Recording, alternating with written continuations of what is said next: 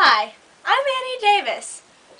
Your worst nightmare as a grammar, English, history, science, music, or any teacher you would like to know.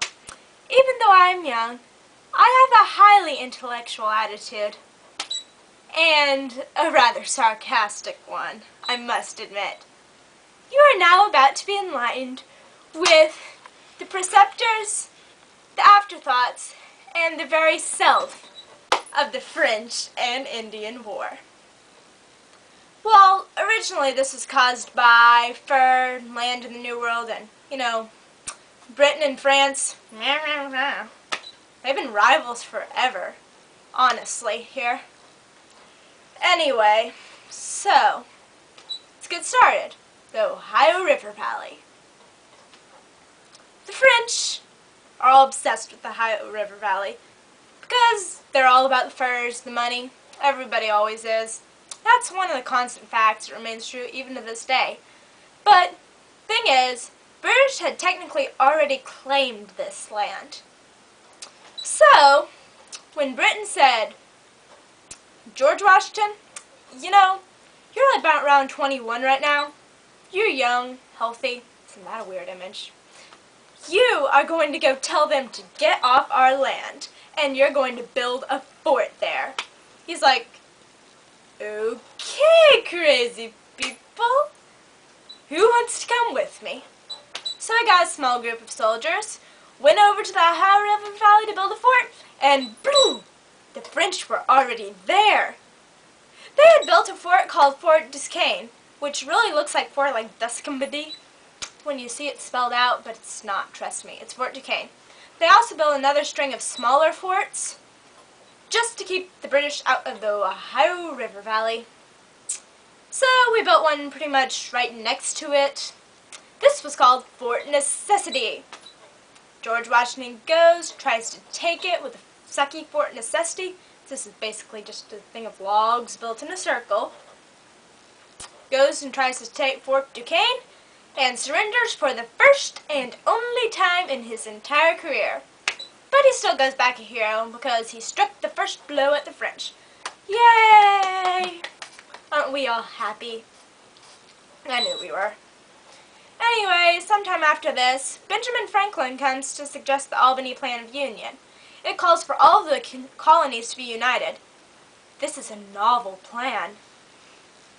But none of them agreed to it at the time because they didn't want to give up any of their own power. Imagine that. That's just a weird thing, isn't it? Yeah, it is. So anyway, after that little incident, Britain starts to realize that we are serious about this war, and the French and all the colonists are here are seriously about to start getting it on. I mean, they're getting mad at each other here. It doesn't help that the British and the French rivalries for centuries have been going on and on and on. So, anyway, we come back to this, and General Edward Bulldog Braddock. They send him over.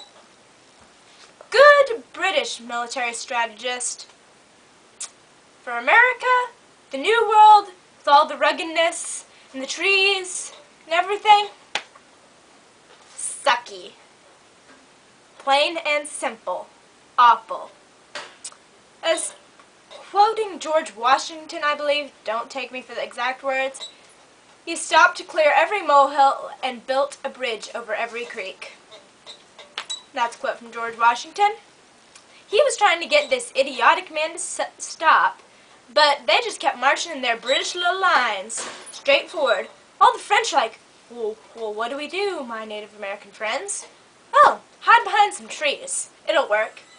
And it did work, honestly, because we all pretty much are eliminated if George Washington survives, saying what an idiotic man that General Edward Bulldog Braddock was.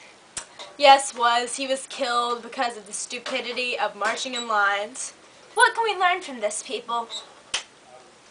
Remember. Anyway, soon after that, William Pitt takes charge of this after we realize, oh, wow, this is really getting serious now. He comes up with a brilliant plan to overtake Fort Duquesne. He actually kind of listens to George Washington, too. Smart man.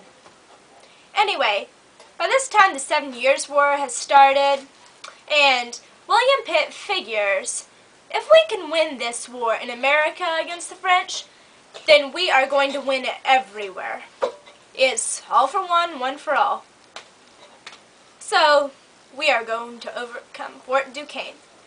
And we do! Yay!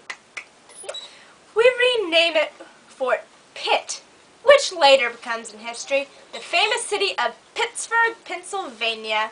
And all this time competing for the Native Americans' support. Whichever side got it was probably going to win. And they side with the Indians, with the exception of the Iroquois Confederacy, which you'll hear about more later on. So, yes. They side with the French mainly because of better relations. They had married some of the Indian women. They weren't mainly interested in clearing the land, taking it all. Their main interest was furs. So the Iroquois Confederacy sides with the British, all other French. We keep going onward here. James Wolfe, brilliant man he was. He was like, oh my gosh, I see a way to go back, I see a way to get into Quebec. I'm a smart little person, because no one else has figured out how to do this. I'm important. They fight an epic battle on the Plains of Abraham, right below this. Well, they win, but James Wolfe dies, and a lot of other people die, and they succeed in taking over Quebec. This whole goes on, and French finally like, no! Even after Spain has joined them, they're like, yeah, this ends the war. So the war ends with the Treaty of Paris of 1763. This proclaimed that the English got all the land east of the Mississippi and Florida, what is nowadays Florida, which used to belong to Spain, but since Spain, the idiots, sided with French in the war, yeah. To compensate for the loss of Florida, they get all the land west of the Mississippi. Fair trade, isn't it? I thought so too. So, after that, they're like, all the proprietors, oh my gosh, more land. Let's buy it, sell it, and just make money off of it. Of course, then the Native Americans started getting ticked. Pontiac leads a series of raids and attacks, what are called Pontiac's Rebellion or Pontiac's Wars. And the king over there in England's like, stop it, guys. Seriously, we just got out of a war. We're deep in debt, so we're going to have to tax you and start a whole new war called the Revolution eventually. Just don't go over the Appalachians. They called this the Proclamation of 1763. It declared that any settler of the colonists could not go over the Appalachians. People did this anyway, and they really weren't supposed to, though. So, that pretty much ends this for the next time. Tune in tomorrow to hear all about the Revolution, Preceptors, Aftershocks, and everything in between. This message has been sponsored by MWSD AOA, the Mothers with Sarcastic Daughters Association of America. I'm Annie Davis, signing off for now.